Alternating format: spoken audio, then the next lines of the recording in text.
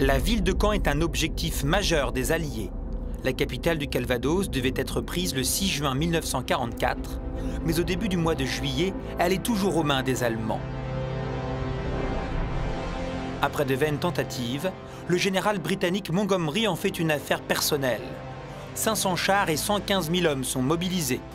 En préambule, le 4 juillet 1944, l'opération Windsor est lancée.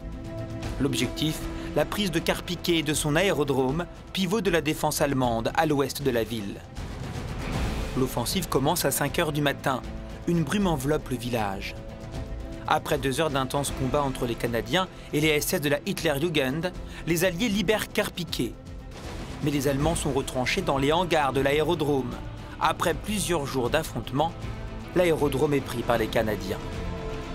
Le 7 juillet 1944, place à la grande offensive sur Caen. C'est l'opération Charnwood. Entre 22 h et 22 h 30, 430 quadrimoteurs déversent 2200 tonnes de bombes sur la ville.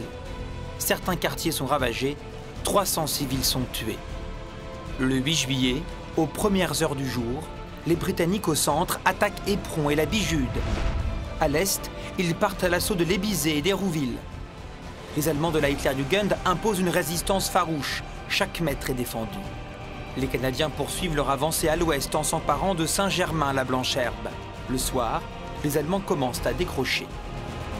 Le lendemain, le 9 juillet 1944, vers midi, les Britanniques arrivent aux abords de l'église Saint-Pierre. Les Canadiens descendent la rue de Bayeux en direction des flèches de l'abbaye aux Hommes. Puis ils rencontrent les habitants réfugiés dans l'église abbatiale Saint-Étienne.